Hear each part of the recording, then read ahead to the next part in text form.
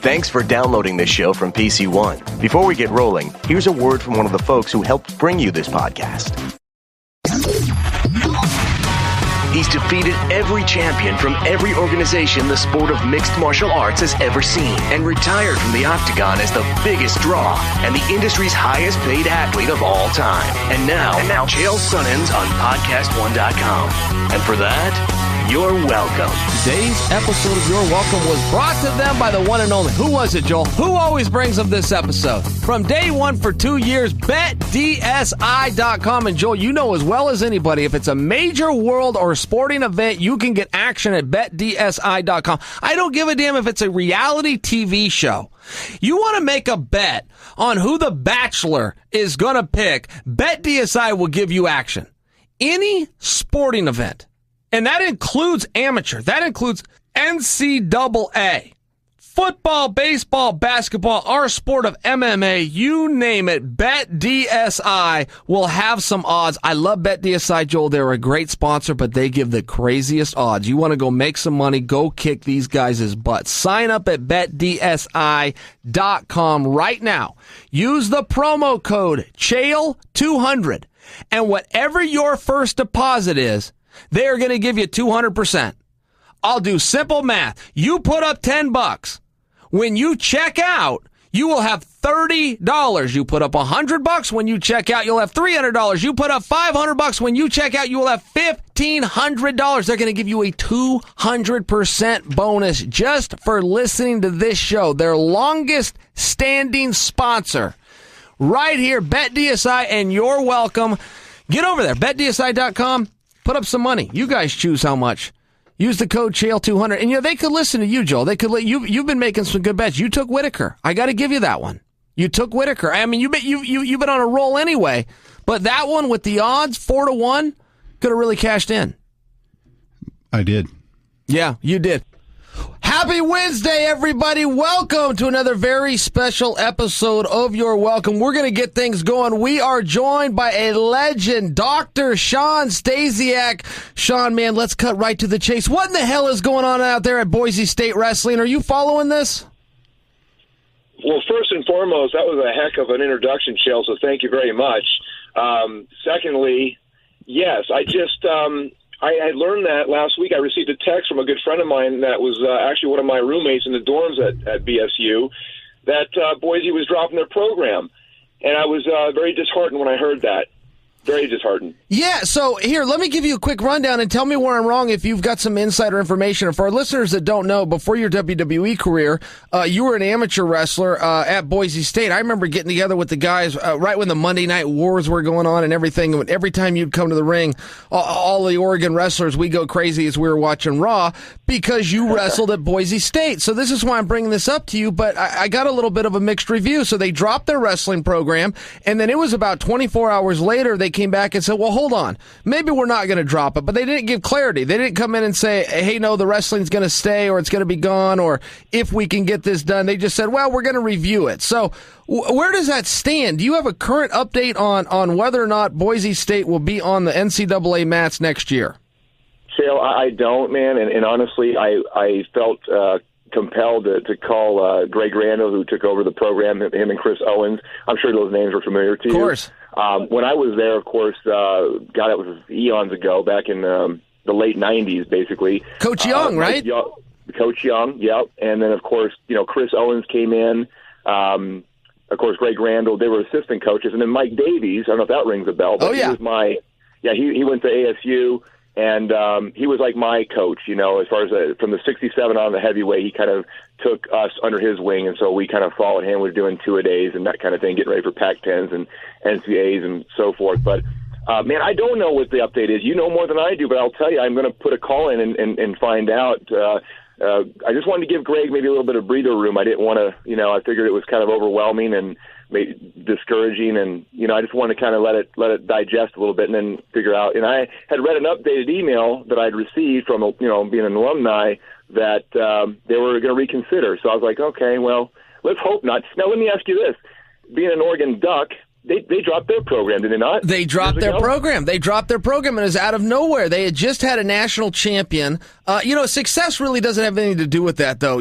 Those things come in, and it's not even numbers either. Some of that gets put out in the press that it was losing money or it's too expensive, but it's really not it. You never get to really find out the behind-the-scenes story as to why something gets dropped. But yeah, they dropped their program, and they made it a moving target. They said, okay, well, if you can raise $2 million, we'll bring it back. And so they got $2 million raised, and they said, well, we need $4 million. So they got an endowment for $4 million, in pledges rather, and then they said, well, it's got to be 6.1. So it turned into this moving target, and then the guy that was leading that, Coach Finley, who was my coach at the time and coached at the same time that your coach, Mr. Young, did. I remember him, yeah. Yeah, he passed away. Coach Finley passed away a little bit less than a year ago, rest his soul, but he was really the driving force behind it. So the movement has kind of come to a standstill, but those programs don't come back very often. The real key is to stick around. It's really tough. Yeah, man, I was disappointed to hear that, and I also heard your story about Coach Finley, and I was very moved by that, Chael. It was very very authentic and real, and it really it moved me. I appreciate that. He was just such a good man. Just one of those guys you just can't replace. Not only a coach, and it's such a selfless act where you're going out and helping other people, but he was just a kind person, and that's sure. What I always said with guys that have that level of success. Hey, you brought up Coach Davey a minute ago. We'll get off amateur wrestling in a second here, but you brought up Coach Davey. I remember him. He wrestled Kevin Jackson, in fact, for the National Open title. I was there, and I got to see it. Whatever happened to him? Is he still involved in wrestling? Mike Davies, he lives in Boise. He's a very successful insurance, has a very successful insurance business, and he's got a wife and 3 little girls. In fact, little girls, they've already grown. I think one of them's already going to ASU. I mean, so he. I don't think he had a whole lot to do with wrestling after he. I think he had one more shot at some open something rather. I can't remember what it was. Tournament or something. I think he pretty much retired and didn't have a whole lot of involvement with it because he just got inundated with his business and got real busy with his 3 girls and his family and so forth. So I'm sure he follows it, but I don't think he's been deeply involved. I could be wrong, but I stay in touch with him periodically over the years. All right, so now that you and I have caught up, man, let's get into business here. So I remember your run in the WWE, and it was awesome, and you went off, you became a chiropractor. You are now officially Dr. Shawn Stasiak, but, I mean, you've got to have some aspirations, right? I mean, you never get too old where that itch goes away, has been my experience. You must watch some of these guys and seeing Goldberg's come back and seeing what Lesnar can do, seeing Jericho. I mean, guys that I bring up the age because for you and I, that is relevant. But you must have some aspirations, right? Thinking of seeing yourself back in there at some point? Well, here's the thing. I don't know if you had a chance. I mentioned this to Joel, but I put together a video storyline about a potential return to WWE. Did you get a chance to see that? No, I haven't seen it yet. Okay. Well, when you get a chance, I'd encourage you to take a look at it because it kind of tells a story there. There's never been a father-son duo in the history of the WWE to become champion. And although I'm 46, I'll be 47 this summer. The glue that's kept me together all these years, being away from mainstream TV, WWE, WCW, any mainstream wrestling television, I've kept myself together, physically. The fitness world has just been my lifestyle. I think it is for a lot of us athletes. It's just kind of, we're going to stay in shape as best we can, whether we're competing or not, or performing or whatever. And so with that being said, I think it's a relatively realistic storyline that can still be played out to this very day. I do watch the product. The landscape's completely changed, as you know. It's a publicly traded company. I think it's become more of an entertainment company. Back when you watched the Wars, the Monday Night Wars, it was, people realized that it was, it was staged, it was choreographed, but it just had a little bit more of an element of realism. And I think there's some elements and the art has been lost over the years, and not to fault these young kids today, because some of these kids are just phenomenal athletes. They can do things that I couldn't even fathom. But, Chael, I come from the old school. I mean, I grew up, I was inspired by, of course, my dad being Stan the Man Stasiak, guys like Roddy Piper, Playboy Buddy Rose. Of course, I don't know. I sent Joel a little outline timeline that we could cover maybe from beginning to end, but we can just bounce around. But, I grew my mom's side of the family, and I lost my mom first day of high school in, I was going to David Douglas High School in Portland, and she passed September 4th, 1984. Oh, I'm so sorry. I am so sorry. I lost my father too. A few years later, he passed in '97. So I've lost both parents. I was the only child. But my point is that I spent a lot of significant years in Portland, and so it's interesting for me because Portland's kind of a home away from home. I've got such wonderful memories there, especially growing up through the '70s and '80s when wrestling was such a hotbed. And of course, the territory days were popular.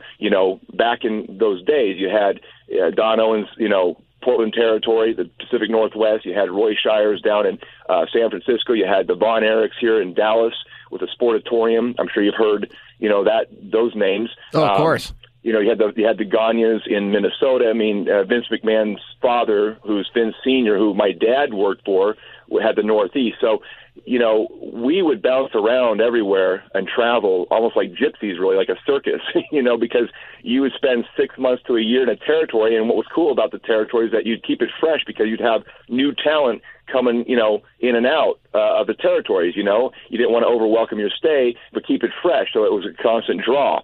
And of course, I had the privilege and the honor and the luxury of growing up around guys like, the beginning stages of Roddy Piper, sitting in the crow's nest, if you remember that name. Oh, of course. Conducted the interviews. With Don Owens. Man. With Don Owen and of course Sandy Barr, Art and Jesse Barr. I hung around the bars all the time. I spent some very significant years in Portland. So of course you had Harley Race, you had Ric Flair would come through, Andre the Giant. I was telling Joel the other day, or it was yesterday, we were chit-chatting a little bit, and we talked about Andre. I have childhood memories of Andre the Giant, in my living room, drinking beer with my dad till 5 o'clock in the morning. Can you imagine a 5-year-old boy? I know you're now a father, Chael, and you imagine though, you hear this all this commotion going on, this big laugh, and you're going, what the heck? And you walk down the staircase, and there's a live giant in your living room. Frankly, you're being a bit of a dick about it because that makes me extremely jealous. I mean, that is the coolest thing in the world. I had to beg my dad to go buy tickets and get me and my buddy Justin seats so we could go see Andre the Giant. I can't imagine being able to walk downstairs. And there is, hey, you said a lot there. Hold on. Let me jump in before you go, because the very first thing when we started talking about this is you were talking about your age and coming back. And I just want to make this point, and the listeners agree with me 100%, and so does the facts of wrestling. Your age could not stop you from coming back, and wrestling is believed to be a young man's sport. But what people have to understand, the only reason that they favor the young man is because the young guy can still travel. He can still do it. He hasn't ran his body down. The road hasn't eaten him up where he's getting tired and his family's saying he got to come home more. So the older gentleman can definitely go. Now, we don't have to look any further back than 3 weeks ago and see who headlined the biggest show of the year, which was WrestleMania. You also look at some of the spots with the guys like Chris Jericho, the guys that still want to do it and can go out and do it. It's not a young man's sport in terms of it can draw. It's just been a young man's sport in terms of those are the ones that don't mind living out of a suitcase. So if you're telling people you want to come back, I mean, I would have to think that would be as simple as one phone call. I would think, because, I have those tremendous memories of you, and I know so many other people do. And just talking to you now, hearing a wrestler that's in his mid-40s and has his mind together, that went on and became a doctor. I mean, Shawn, you're a one-off here, man. Well, I appreciate that, Chael, man. I wish more people, and I want to share that. I'll cut right into this comeback storyline. I really would like you to after this show and everything, when you have time. And by the way, man, you've got a lot going on. I don't know how you keep up with all this stuff. You're a hard little worker, man. I have fun with it. Thank you for saying that, but I just have a passion for it.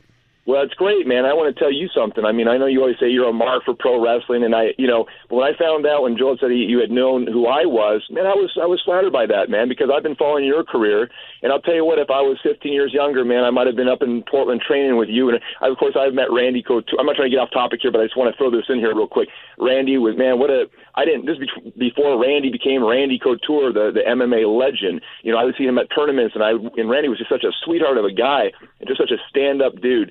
And I just remember, I love my coach, Mike Davies and Mike Young and Coach Randall, but man, I'd be at tournaments and I'd say, hey, I've got Oklahoma State next, or I've got so and so next, or whatever. He'd say, well, okay, watch out for those low single, or watch the, he was always so cool, man. I was like, God, I wish he was part of our coaching team or something, So, I'm a huge MMA fan. I've been following your career. I think it's very admirable that you are juggling all these things and having the success you are, and you do such a great job at it, man. And honestly, I think pro wrestling might have been a miscall for you. I think I could have seen you definitely have the personality and the physical, everything's there. But anyway, I think it's very admirable what you've done, and I've been a big fan of you. So I just want to get that out there, man. I guess I'm marking out on you, Chael. I'm just marking out a little bit. Hey, you know what? That means a lot, and that actually surprised me because we really did. I remember we get to the address and everything, 479 West Olympic Street. Every Monday night we come watch. I can still remember you in the ring and going to the rope and raising both hands up and looking to the sideburn. I remember the whole bit, and everybody was so excited about it. I didn't know you had the David Douglas tie-in. Hey, you mentioned Don Owens and the territory days, and you said that you were an old schooler, but I come from that same mindset, and somebody that influences me a lot in wrestling is Jim Cornette, and largely because he is an older guy, but I also agree with his philosophy, and there is a difference in professional wrestling and sports entertainment, and there is absolutely room for both. Absolutely. Check the stock prices. Without question, people like both, but I do agree with your point that what some of the younger guys are doing, because it's still, in my opinion, Shawn, it needs to look, even though the fourth curtain's been revealed and we understand they're out there cooperating with each other instead of competing against each other, I think it still needs, and we're owed this as fans, because I am absolutely a willing participant to suspend reality and make believe that this is going on. So when I go into that, and when I look around the arenas, and I go every time that I can, I caught several WrestleManias in a row. I didn't get to go this year. They come out to Portland twice a year. I never, ever, ever miss. Everybody in that arena that's absolutely sold out is just like me. We are willing to suspend reality. However, I feel you guys owe it to us for the younger wrestlers to still make it look like something guys would do in a competitive format where they're trying to beat each other up and pin each other or stretch each other out. And some of that high-flying stuff, as much as I appreciate the acrobats of it, it's just not something that's going to happen in a legitimate atmosphere. I've seen wrestlers, Shawn, I've seen them go corner to corner to corner. And I remember the first time he climbed up on the top ropes and he hits the moonsault and he hits the guy, the building goes crazy. And then for reasons unknown, he goes to the second turnbuckle and he hits the moonsault and the guy's still laying there and the crowd appreciates it. And then he goes to the third turnbuckle and the fourth. And by the time the fourth is done, it's like, hey, we've already seen the spot. You got to move on by now. Yeah. And it's nothing different than suspending your disbelief when you go to a movie and you pay your $12 or whatever it is. You get your bucket of popcorn and your drink and you sit there and I just think that you want to just live vicariously through the characters and the storyline, and I just think that's and I was telling Joel this earlier. I think that what happened over the years is not only did the business get exposed, but also I think with MMA being as real as it gets, I think reality TV has become a popular thing. We got social media. I mean, the whole society has changed, and I think that I don't know where we go from here. It's almost like the fans come in there and they try to hijack the shows and they call them smart marks, right? So they kind of know the behind the scenes, but it's almost like that's taken on a life of its own.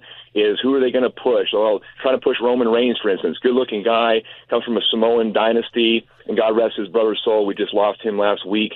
Matt, he went by the character Rosie that I remember, in my days there. I didn't know he passed. I did not know that. I'm very sorry to hear that. Thank you for sharing that. I was unaware. Yeah. So anyway, but I just think that it's in any time in wrestling history, we're at such a newity. I mean, I don't know how you bring it back. How do you go? And that's the thing, Phil. I mean, you see some guys, and again, these guys do some tremendous athletic acrobats and moves and 10 flips in the air and this and that. But it's not Circus Olay.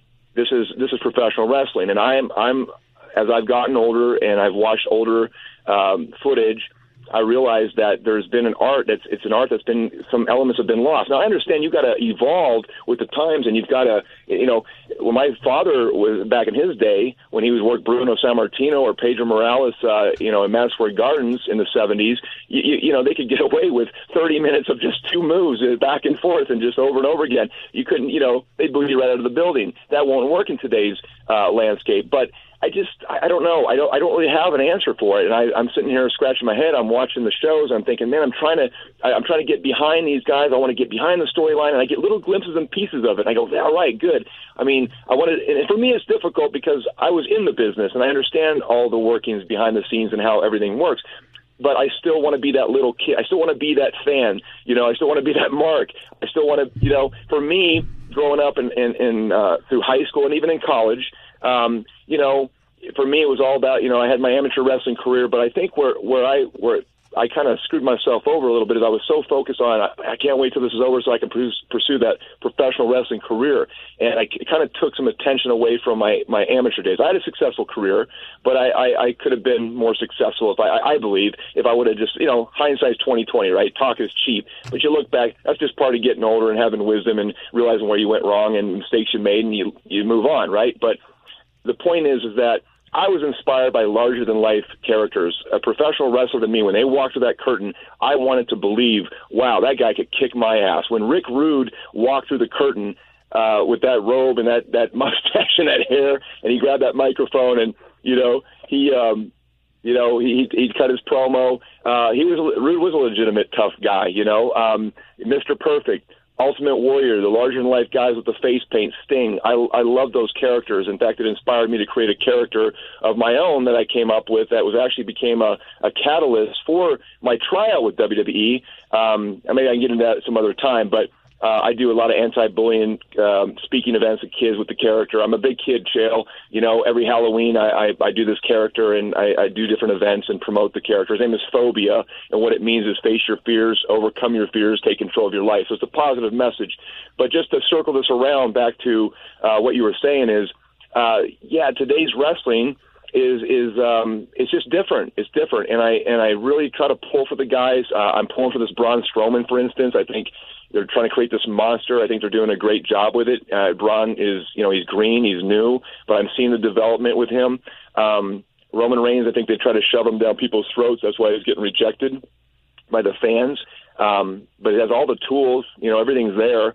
But I don't know. It's just there is an element that's been lost, and I don't know how you gain that back. Yeah.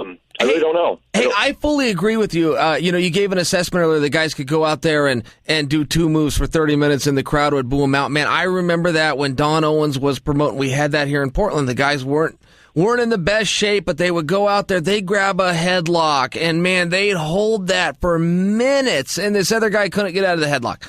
Or they grab the wrist and come underneath, and the guy's begging for mercy, and he's tapping and trying to get, and it was way too slow, and they weren't a level of athlete that were willing to go out there and get their heart rate up, and get exhausted, but there's still a balance, because you also said this isn't Cirque du Soleil, and I fully agree with you. We're seeing some of these gymnastics and these really, really great athletes, but I think if you look back, particularly at the guys that drew, they were more of guys that looked like a fight. Stone Cold Steve Austin came out and he was going to punch you in the face and in the body and kick you in the gut, and he was going to do it over and over. People made fun of Hulk Hogan because, what's the expression? He didn't know the difference between a wrist lock and a wristwatch. Well, the reality was kicking somebody in the face and clotheslining them and dropping a leg and covering them 1, 2, 3 when you're 6'8" is a pretty believable storyline. I love what you just said about Rick Rude. They say that people smile not with their face, you smile with your eyes. And there's a lot of truth with that, with the excellent models and the actors we have out there. Rick Rude could show you his contempt with his eyes. When he came through that curtain and was angry, I believed it. I believed that guy really would grab my girlfriend and kiss her and hit me in the face. He is a top 3 heel of all time. If he's my number 1, I will listen to an argument on Ted DiBiase. Remember when he was the $1 Million Man and how he was just evil? I will listen to an argument, but I really think that Rude is probably the greatest heel of all time because, goddamn, I bought it. I really thought if I saw this guy in a bar, I'll just stay on the other side. I'm not even go up and say I'm a fan, man. There was something scary about his presence. And somewhere that has been lost. And now these guys are coming off top ropes and they're flying into tables. I'm stunned to see the crowd go crazy when they do that. I was at WrestleMania when Shane crawled up onto that cage, and I knew exactly what was going to happen. I know Shane's crazy enough to give the hottest spot of the night. He's a team player, but it's like, Shane, just climb on back down, man. There's no wires on you. There's no, Hollywood stuntman here. That's a table, and you're about to go through it, and you don't have to do that for my $20. Right. Yeah, it made me nervous too. Yeah, Shane's he's a crazy dude, great guy, and just very athletic, and he just you can't take that away from him. But yeah, the thing is, you had mentioned earlier, we kind of talked a little bit, and you have to cut me off sometimes. I start going down rabbit holes, Chael. I just get excited. And I do the same thing, man. Ramble. Yeah. It's that freaking alpha brain. I'm telling you, man. I need to filter it, And I started listening to you and Rogan, and Rogan's another one I listen to all the time. I listen to your show, his, and you guys are promoting Alpha Brain. I think I give this thing a try, and it's great. It puts a little pep in your step. It's very nice in the morning with a cup of coffee to get your day going. I learned about it from Rogan, too. So, yeah, man, I'm happy to hear that. But anyway, so getting back to just really quick about, you were talking about age and about comebacks and all that. Well, yeah, I pitched this idea a couple years ago, and I actually spoke to Vince personally, and he really loved the video. He loved the little storyline and everything, and it was about basically, and if no one, whoever's listening to this, which I know you've got quite an audience, but I would, I have a YouTube channel. I can plug some of my handles towards the end. And by the way, I'm building a new brand called the Dr. Shawn brand, and I'd like to maybe finish off with that and leave you with some information, and the listeners with the information. But I have a YouTube channel. It's a brand new. I mean, I think I like 45 subscribers or something, but it's the videos are on there, and it's basically Stasiak, a legacy comeback story about fulfilling a promise he made to his father that he would create the history and become the first father-son duo to ever grace the WB title. And whether that would ever happen or not, I think that would be the objective, the reason that I would go back. I would put my chiropractic and speaking career on hold, and I would do that. If the business was right, if as long as the details were right and it was a right fit for both myself and the company, because look, I'm not going to waste anybody's time. I don't want to waste the company's time with some stupid gimmicks. I've already had my share of stupid gimmicks, and I'm not here to point fingers and say, oh yeah, well, I didn't get the ball. Most people know that I didn't even scratch the surface with, and I want to say this humbly. I'm trying to say this with all due respect, but at the end of the day, no, I never really got that ball. There are some things that I realized looking back that I didn't help myself as far as politically, and I think that was ultimately the demise of some of my success, I guess, in WWE. Just being stupid decisions and things that never had any wrongful intent whatsoever. Always come from my heart. I'm always that way. I wear my heart on my sleeve to a fault sometimes. But the point is that in that business, it's a shark eat shark world. And I came up through a time where I had 10 untrained professional wrestling matches. I started in Portland. Actually, I guess they lost their license. So we had to drive across the river in Washington. I think it was Vancouver. Maybe, and I can't remember the exact city, but it was just right over the river, Columbia River, and we would have some shows there. I did 10 matches the summer of '96. And then, of course, went back and finished my degree at Boise State. And then my dad had passed in '97, and shortly after, I sent that tape of the Phobia character to WWE. I was actually at my dad's funeral in Portland, and out of all people, Matt Bourne, who played Doink the Clown, was at my dad's funeral, and he said, Shawn, I know it's a tough time for you, but, timing's everything. And WWE just ran a little, tribute to your dad. You might want to send that tape in now. And back then I'm sending, it's big VHS tape, right? Horrible resolution. Sent it to these guys, and within a week or so they bid on it. And I went out, October of '97 and had my tryout. First guy I met was Yokozuna, and Dr. Tom Pritchard trained me. Of course, I came back in '98 to do a full camp.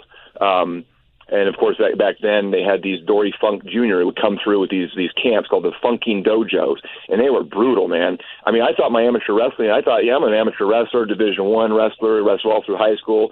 I'm going to kick at it. I'm telling you, Chael, after 2 days of bumps and bruises, hitting those ropes and I had a migraine for 4 days straight. I literally was on the phone in the hotel in Stanford. My buddy, my roommate, saying, "Hey, how's it going, man? I know you're kicking ass. I know that you signed the contract yet." I'm like, dude, I was literally in tears, saying, I don't know if I'm going to be able to make this. That's how tough it was.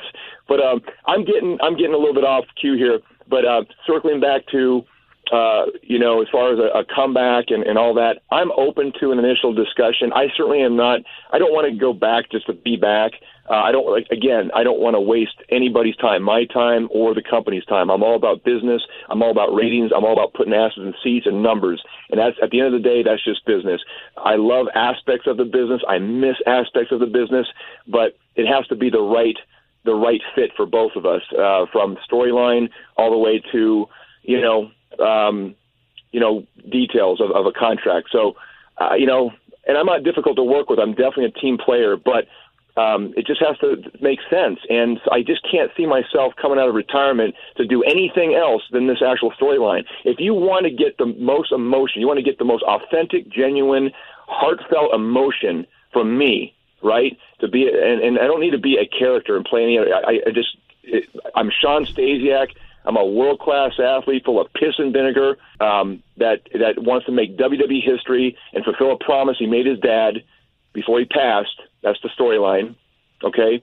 And I'm there. Whether you like me or love me, I don't care. I'm there to, and what I stand for, my message is real simple. I don't want to sound too much like John Cena, but it really truly is. It's all about overcoming adversity and trials and tribulations in life. If you have a dream or a vision or a passion for something, go for it. And sometimes, a lot of times, and I don't want to sound cliche here, it's not so much the destination. It really is the journey is the blessing in life. So don't be too attached to the outcome, but give your reason. What's your intent? What's your objective? Why are you doing what you're doing? And even if I fell short of this and it never came to fruition, and I fell short of attaining that feat, becoming the first father-son duo to win the title, well then, you know what?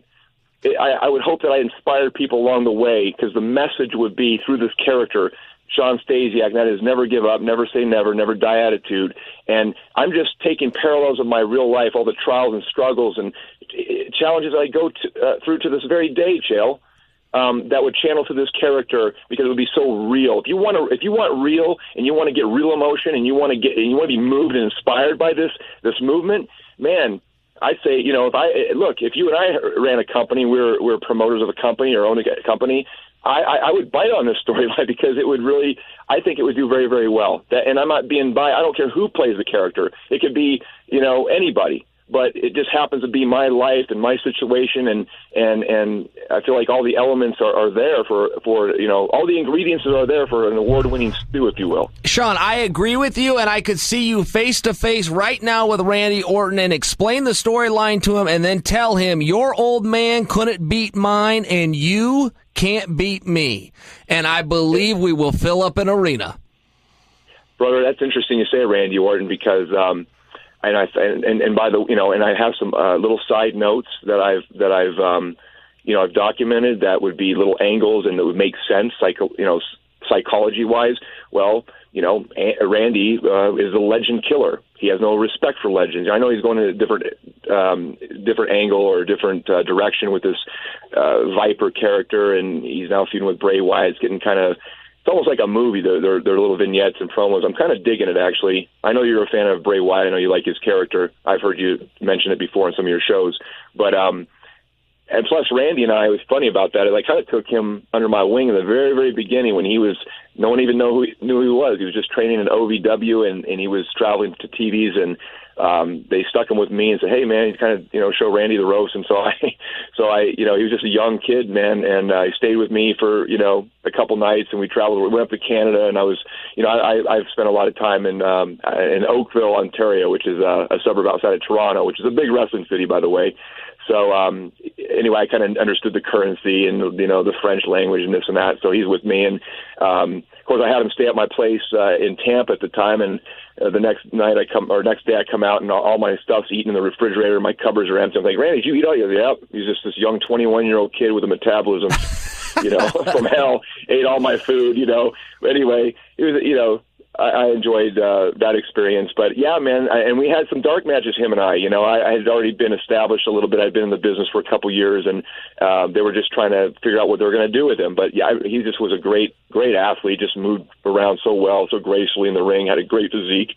Good. I think he even had an amateur wrestling background. But yeah, man, we have good chemistry, Randy and I. At least we did. But yeah, that would definitely be someone that I would be very, very interested in running some kind of angle with. But again, I don't want to get ahead of myself. I'm not waiting for my phone to ring, Chael. I'm just saying if it's one of those things where if the phone call came and that there was an interest and they saw the value in this and they thought that they could, even if it was just like a little side feature or something where it just brings an element, I even have ideas of, for instance, check this out for an angle if you want to hear this. Okay, so my dad, was one of the shortest reign WB champions in history, 9 days, right? My dad always told me, he said, Shawn, it might have been only 9 days, but it was the happiest 9 days of my life. And it was at a time, apart from you being born, Shawn, he always said that to me. God rest his soul. My dad was a sweet man. You would have loved him. But, and what a prankster, too. Always, I think that's how Mr. Perfect, Kurt Hennig, he was known to be one of those prankster guys. My dad worked with his dad, Larry Hennig, so I think Kurt was exposed to guys like my dad at an early age, so that's probably why Kurt became such a prankster. But, man, I lost my train of thought. What happened to that alpha brain, man? I thought it was supposed to keep me going. Hey, I heard you taking a pause there. You were telling a story about your old man, and you were just talking about, if everything made sense that you'd want to come back, but maybe your phone needs to ring. You might not be going out there and pursuing it too hard. Oh yeah. So the bottom line is that it's just one of those things where if the phone rings, great. I'm open to an initial discussion.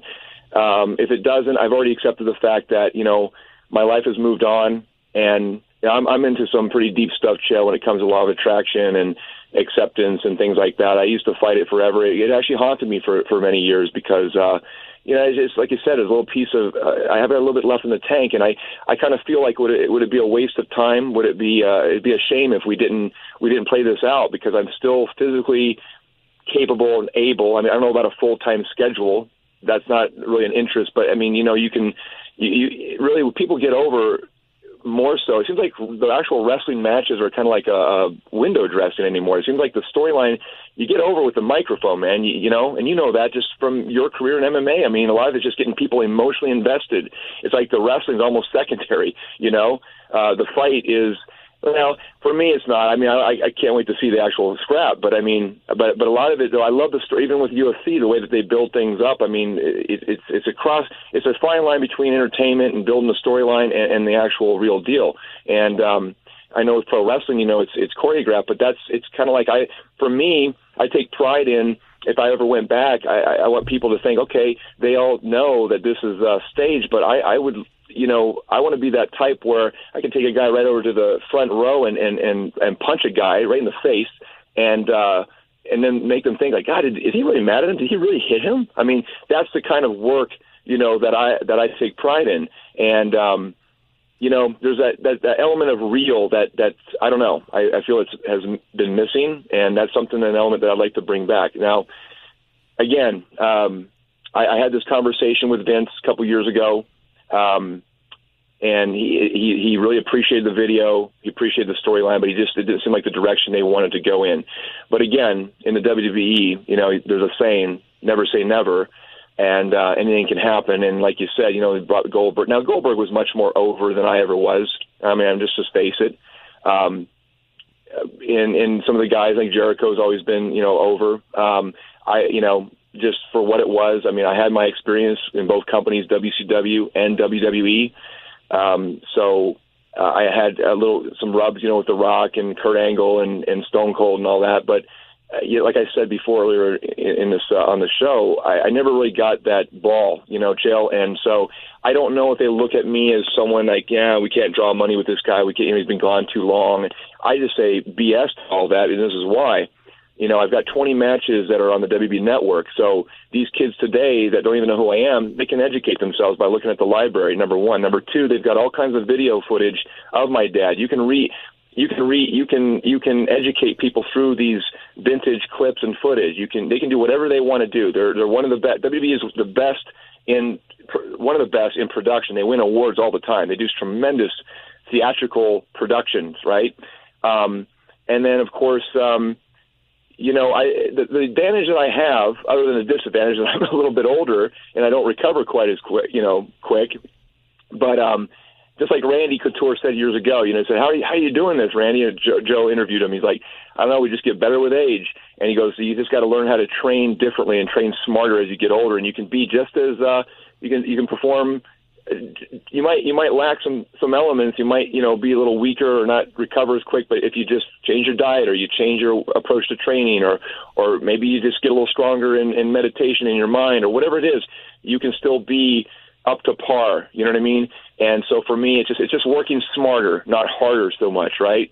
Got to have a hard work ethic, but you got to be smart about it, not burn yourself out. So that's where I'm at today.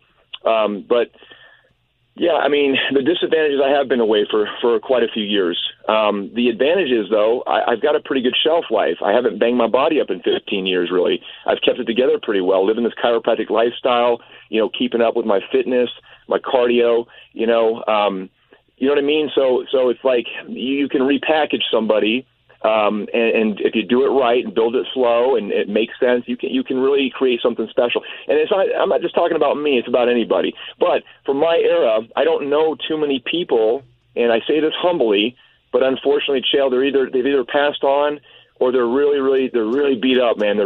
It's pretty much their time is done, And I feel with me, I feel like you squeeze out a couple more years if you do it right, and I just think it's a real special storyline that I think a lot of fans, I think a lot of people would really enjoy if they did it right. So that was a rant and a half. Hey, listen though, but look, you sold me. I mean, I was in from the beginning because I'm an old Shawn Mark and fan. But I mean, the bottom line is, yeah, you do have a storyline there. There's a lot of people that can relate, and you did say something too where you still got a little bit of that itch. And man, it's just a reality of life that we all have to learn how to get over. It's very, very rare in anything, whether it's NCAA. I mean, you could just apply it to anything. In this case, to a professional wrestling career.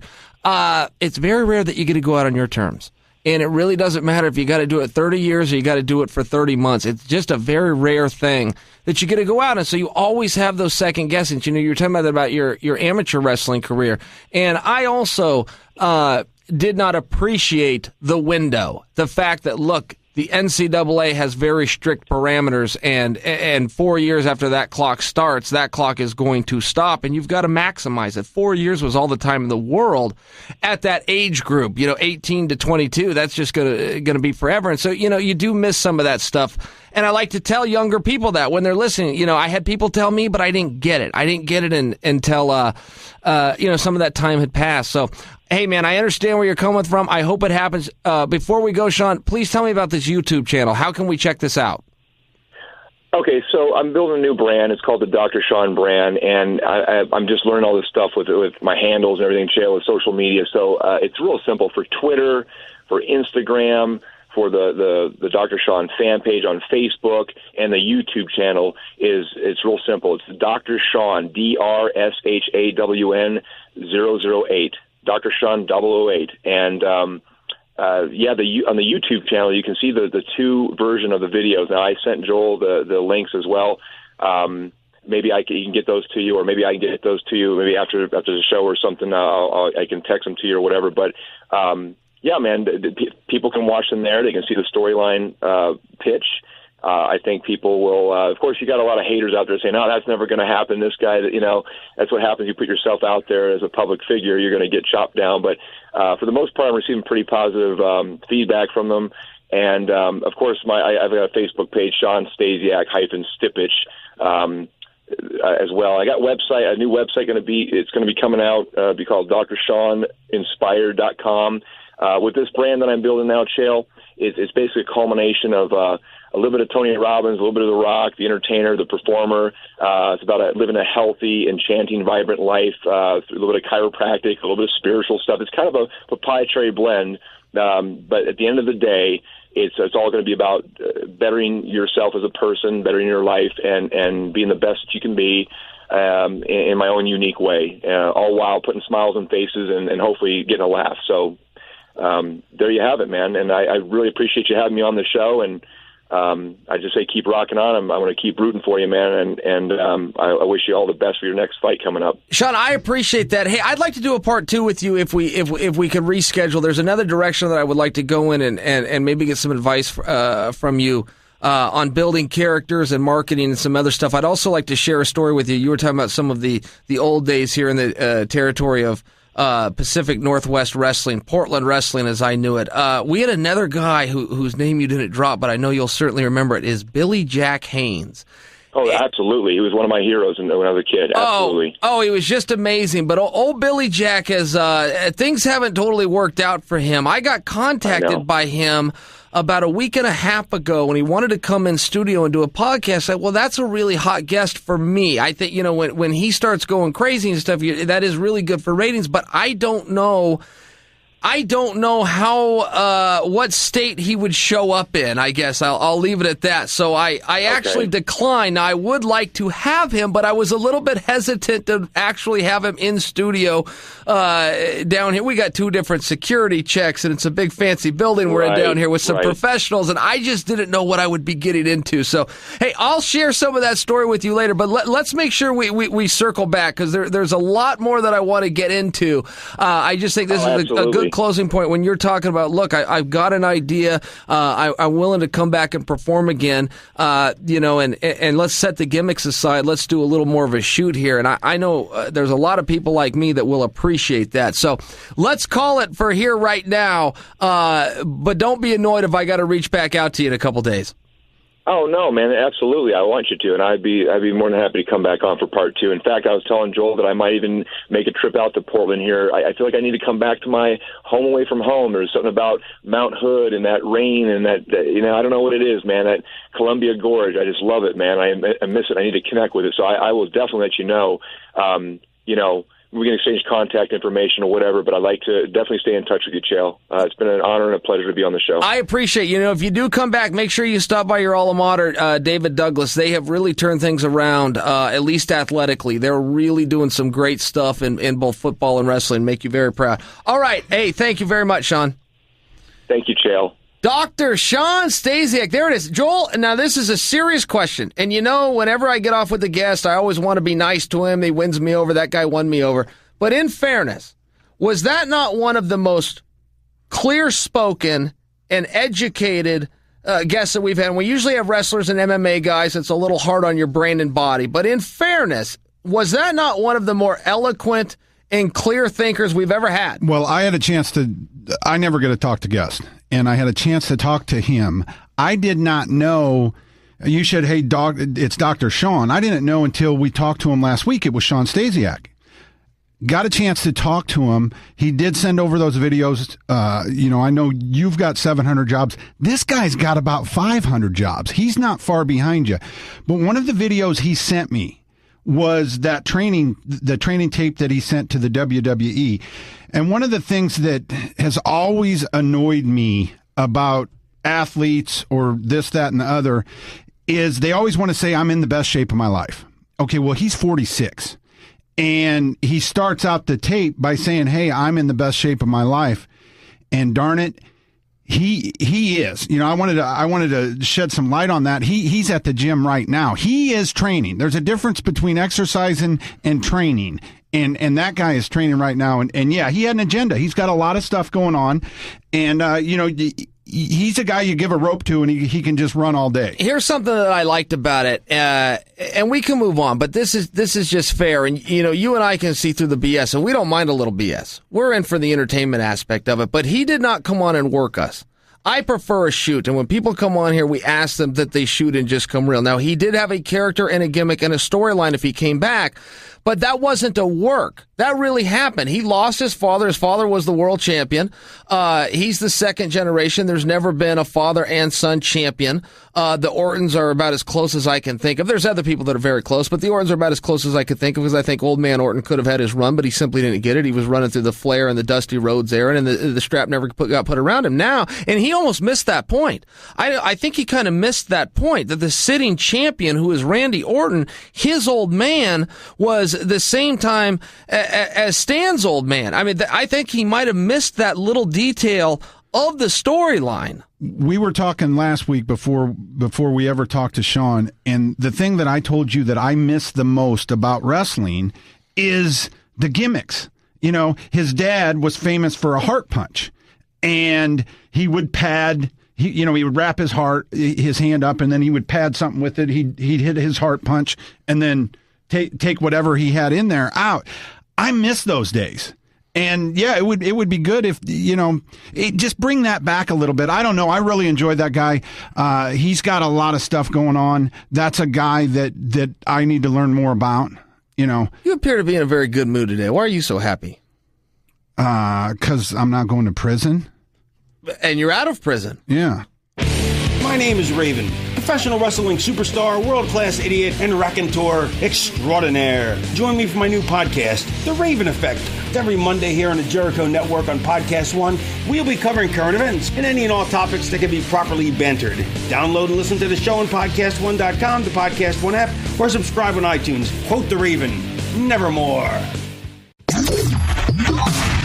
You're welcome with Chael Sonnen. You want to know something? I've been doing some media this week. Got the fight coming up, Wanderlei Silva. June 24, 7 p.m., 10 in the East, and only on pay-per-view. But I've got the Spike crew out here. We're doing like a countdown show and kind of, behind the scenes, fly on the wall is what they call it, day in the life, training, some interviews. And I got asked some questions. The Spike guys asked me this, but every piece of media I've done, people ask me the same thing. Why do you want to fight Wanderlei Silva?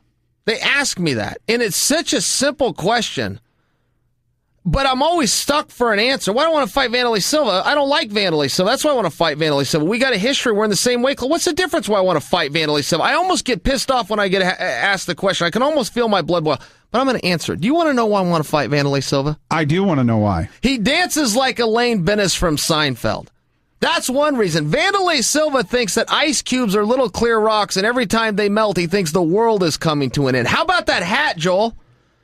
Is the hat not a reason enough to fight Wanderlei Silva? Wanderlei Silva had the Brazilian Navy, put screen doors on a submarine so he could cool down the sailors. I want to fight Wanderlei Silva because he's the kind of guy that takes the tags off of pillows in a hotel and never gets fined. I want to fight Wanderlei Silva because he's the kind of guy that pronounces nuclear.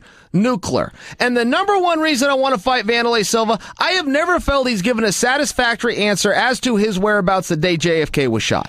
Boom. All right, well, that's beautiful, but let's... You want to know another reason I want to fight him? I was there in New York City when Wanderlei Silva went to Smith & Lewinsky's and he ordered salmon. Of course I want to fight a guy like that. All right, Wanderlei Silva stole a pair of 3D glasses from a movie theater one time and then got in a wreck when he was driving home and wearing them because a mosquito was coming at his windshield. That's why I want to fight Wanderlei Silva. No? Who cares why I want to fight Wanderlei Silva? It's the easiest fight in the world, and it's the first one in 20 years of following you that we talk about this. Wanderlei Silva thinks that the new Guns N' Roses tracks are better than the classics. That's why I want to fight Wanderlei Silva. All right, I'm out. You want to keep running that? Out! You were never in! You want to keep running that. The reality is he punched you in the chest and said, meet me on the playground. And God damn it, you're going to go meet him on the playground. Great. It isn't any different than that. And it's the first time in 20 years somebody poked you in the chest and said, let's get down. And that's why you're training the way you're training. That's why your eyes blacked up before camp ever started. And you're pissed off. I had 2 black eyes last week. How do you like that? I gave you 1. Oh, you're taking credit for one of them. I have to. I only know where one of them came from. One of them was a headbutt, but I don't know where the other one came from. I was walking around with 2 black eyes going, Well, I don't know if this is a tough look or if this is a look of a guy that didn't know how to get his head out of the way, but I did have two black eyes. You know, one of the things that Shawn talked about is all the haters. And Jake Ellenberger and Mike Perry fought. Mike Perry won in brutal fashion. And it's hard to watch any of you guys lose that you're rooting for. But one of the things I've been thinking about is, man, it's hard enough to lose in front of 4 people. To lose in front of millions and millions of people. I mean, you got it right now. We got a Spike crew here right now, video in your life. I don't know what it's like. What is it like living in the public with your highs and your lows? Hey, I'll tell you what, go back to that Ellenberger-Mike Perry fight. I thought Ellenberger fought great. I thought Perry did too. I thought it was a really good fight, but Ellenberger got hurt early on. Perry kicked him right in the belly, kicked him right in the ribs a second time. Ellenberger came back. He hurt Perry. Perry had a little bit of Chris Lieben in him, which is when he got hurt that he seemed to like that. He seemed to come. Remember Forrest Griffin used to do that? You hit him in the face, his nose would start bleeding, and that's when he'd get going. I thought that was a great fight. I thought both those guys had a good performance. That elbow that Ellenberger took, I mean, that would have put down a horse. Perry could have driven his arm right through a concrete wall with that. Nobody was going to take that shot. So that's the one that landed. The results the same. You know who else looked really good was Iaquinta. Cub Swanson looked good, but I thought his opponent did too. I thought that was a good fight. Cub's a great fighter. And OSP beat a gentleman who I got to work out with for a very long time in Paisao. Met him out on the set of The Ultimate Fighter 3. He was on my team. We got to work out every day together. Very tough guy. OSP finished him with that interesting choke, just kind of drove his shoulder down, and I just thought that was a really good card. And then did you catch Strauss and Pitbull? Pitbull guillotined him and grabbed the championship. I told you when you asked me to give a prediction, I took Strauss in that, but you just can't, man, Pitbull's just he's got a really accurate name. That guy's a Pitbull. He's a mean guy. Well, that was a great fight. I picked Strauss too, and I'm not sure I would, if I got to pick again, I'd change my pick. Yeah, I'm not sure I would either. Even after what I saw, but that was our 4th time fighting. I think it's very believable they're going to go out and do some record 5th fight. I agree with you. Pitbull definitely has his ways to win, but to act like Strauss isn't a complete fighter, man, no way. He's incredible. Yeah, Lad had his play on Saturday. He absolutely killed it. Hey, I heard Trina. Trina came out to that. Trina came, and that was so How cool is she? She was great, but so I watched Jake's match right before the play started. Then I watched the play, and then I got home in time for Swanson's fight. It's I had a friend named Craig LaCouris, or he still is a friend of mine, and he told another friend of mine, Adam Durham. Craig used to be at the top of the car business. Shout outs. And then he was going down, and Adam was going up, and he told him, hey, be careful how you treat people, because you're gonna see them on your way back down. And the point I wanted to make about the Perry and the Ellenberger fight is Ellenberger was just Perry. Ellenberger was just on an amazing run, knocking everybody out, and now he's on the other side of that. And that was the point, that this is a unforgiving sport. Sure. It is an unforgiving sport. That's the way it should be. Yeah, there's ups and downs, and you have your moment, and somebody has theirs, and you pass the torch, and you try to get it back. And that's the way that it should be. And I know guys get their feelings hurt over that, and they hang their head, but, man, they shouldn't. This is what you signed up for. Sometimes they just don't realize that. Sometimes they think, well, I'm going to be the one that's going to go 20 years. No, man, nobody is. So like I said, I only seen those two fights. OSP choked his opponent out with a rare choke in his hometown, or what was that all about? Did you call it a rear choke or a rare? Rare. Yeah, it was a rare choke. I'd never seen it before. I mean, but it was a playground choke. So let's see here. OSP is on top, and it's a good fight. They're going back and forth. OSP's on top, and he's got Payzone up against the fence. Now, that's relevant to the finish because Payzone can't move, and OSP just put his shoulder in his throat. He had no lock. His hands weren't grasped in any kind of fashion, but he dropped his shoulder right onto the jugular vein and just applied pressure till Payzone couldn't breathe anymore. It was a really interesting position, but everything was right for it because of where the fence was. Hey, I'll tie this. I want to tie two things. I talked about Billy Jack Haynes a little bit to Shawn. Talked about Trina Gerlich with you. Trina used to date Billy Jack. Talk about a small world, huh? And she doesn't give me that. I tell her, hey, I'm a fan. I'm a Mark. I was a Billy. Give me something. And she said, well, he was just kind of getting into it. He was a doorman at the time. I just called him Bill. She's like, I didn't know anything about the full Nelson and this I'll break your freaking neck stuff. And she's like, I didn't really know him. He was just Bill. He was a really nice guy. That was literally one of the nicest things that I can remember. She is so thoughtful. Somebody doing. And Lad really appreciated it. Talk about being a proud dad. I've watched that kid overcome hurdle after hurdle after hurdle, and I'm sure he's only halfway through. There were 3 really big parts in that play, and the gal Belle, who was the lead woman in Beauty and the Beast, she killed it, and then the other person that had that shined was Lad. He absolutely killed it. I was so proud, and then he had 3 plays. And so last night, I missed it. I was with you.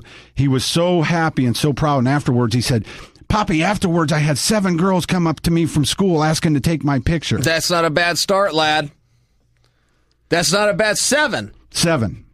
That's more than a start. That's damn near a record number. Yeah, huh? I mean, he was just beaming over the phone, and I was just so proud. It's amazing. I had a chance to talk with Shawn, and you lose track of your motivation in life. I know I do. I lose track of it. And there was a time when Lad was knee deep in his battle. And I could see every little improvement that he made. And I could harness that and push myself forward. Well, he's made so many, I can't get that motivation. You get used to your surroundings. But I think this kind of reignited my fire, for being a better everything, because he's my son and I need to pick myself up. So there you go. A little real. Hey man, I'm happy for you. You're a proud papa. Good for you and good for Lad for getting through that play. Guys, I'll tell you all, if you want to have a great night's sleep like old Chael P, check out Casper. Casper. Get yourself a Casper mattress, guys. It is a sleep brand that has created one perfect mattress sold directly to you, the consumer, that eliminates commission-driven inflated prices. Its award-winning sleep surface was developed in-house. It's got a sleek design, and it is delivered in a small, how did they do that, sized box. In addition to the mattress, Casper also offers an adaptive pillow and soft, breathable sheets. Guys, here's how it works. You can go to mortar and brick stores. You can look at the mattress. It's what I did. It's what you guys did. There's nothing wrong with it, but now we just got to pay the markup. We've got to go in there. We got to pay those salesmen. We got to pay for that mortar and brick. Or you can go to Point and Click, and they pass the savings on to you. Go to Casper.com/Chael. Enter the promo code at checkout, Chael. How easy is that? Casper.com/Chael. Check out with the promo code Chael. You will save an additional $50 off. I'll tell you from firsthand experience, I had a big fancy mattress. And I'm not a guy that goes out and likes to spend a lot of money, man. I'm about as tight as bark on a tree, but I like a good night's sleep. Do the math. The average person gets about 8 hours of sleep a night. Maybe that's if you're lucky, but the person's supposed to get about 8 hours of sleep a night. Well, there's only 24 hours in the day. A simple division there lets you know that a third of your life is spent in bed. You might as well be comfortable. I got myself a Casper. I took my mattress off my bed, put the Casper up, and put my own mattress in the garage. I would not get rid of it because I was certain I was going to be going back to it, and I never did. That mattress is now out of my garage, long gone. I sleep on a Casper. I love it. My wife loves it. Guys, go to Casper.com/Chael. Enter the promo code at checkout, Chael. Save yourself an extra $50, but here's the catch. You get to try this out for 100 nights. 100 nights. That's a ridiculous deal. Who needs to try something for 100 nights? If you don't like that for any reasons, no questions asked, you get all your money back and they will come pick it up. You literally have nothing to lose, and if you can get a better night's sleep and have more energy and be a happier person, that is one heck of a cheap investment. You know who you are? Chael P. Sonnen. You are the John Jones of podcasting.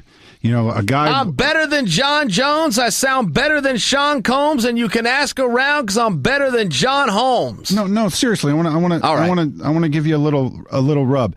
So Stasiak he was in. He wanted to do a great job today, and I know you're going to come in here and be you. You don't prepare. You come in. You let it fly.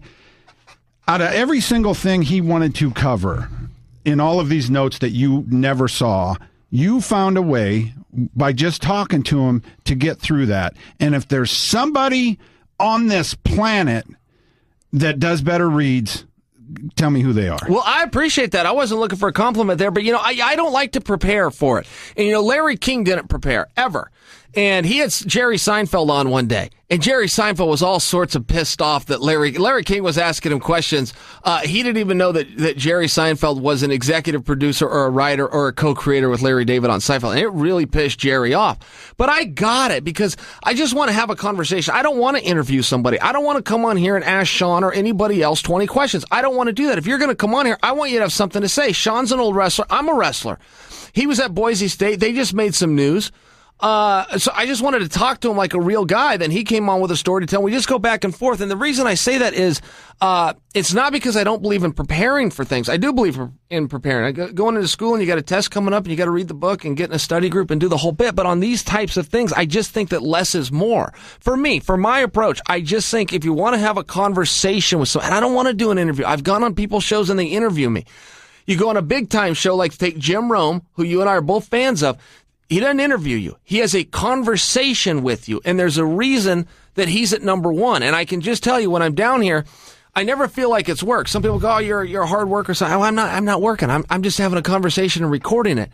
And if I do have to do an interview, and sometimes I will get podcast one, we'll have somebody new that they're rolling out, and they'll want to get them some exposure. And it's somebody I don't know anything about, so I got to go do my research, and I write some questions down, and they finish their answer, and I ask them the next question, and it turns into an interrogation. It's like, well, that wasn't any fun. That felt like work. Let's just talk. Let's just be two guys, and let's talk. And if you're interesting, and you think I'm interesting, we can create something interesting. And if one of them doesn't do our part and they're dull, well, we can't do a part two. Shawn was so interesting. That's why I said to him, hey, let's do a part two, because there's all sorts of things that I want to get into when you've got a kind of a mind like that. And professional wrestling is so interesting. I maintain that you can learn everything you need to know about politics through professional wrestling, particularly if you study the history of professional wrestling, because at one point it was not revealed to the world that professional wrestling was a gag, was a performance. And there was a huge debate. Now, that's hard for some of our younger listeners to understand. No, how would anybody not know that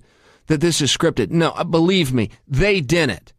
32 different states within this union had professional wrestling commissions. They were tied to boxing. They're called Boxing and Wrestling Commission. So now taxpayer dollars were funding commissions to go out and sit and watch licensed wrestlers hit another licensed wrestler over the head with a steel folding chair while a licensed referee laid unconscious with an earpiece in, getting instructions from the back.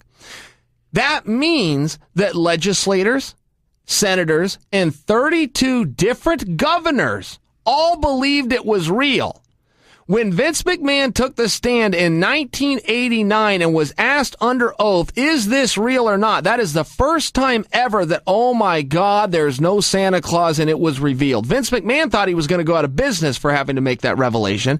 And quickly and quietly, 27 different commissions did away with the wrestling portion because they were fooled. They were doofuses. Now, those same people that were in the state legislatures, Joels, and were governors of those 32 different municipalities are now up on a federal level overseeing your Social Security, your Medicare, your retirement, and your national defense. So anything you need to know about these politicians, you can learn through professional wrestling. Now, while all those states did away with it quickly and quietly, some of them didn't, including Oregon. We are still on the books to the tune of $200,000 loss per year to our taxpayers to fund a professional wrestling commission. Now, it's the same commission that oversees boxing and MMA, so they've got some headway there, but they are still legally entitled to oversee, tax, and regulate professional wrestling because our legislature hasn't caught up with the fact that it's not real. Anything you need to know about your government officials that you're aspiring to and looking up to, here's another thing. I don't want to get into politics, but I want to get into this point without taking a side. I want to get into this point.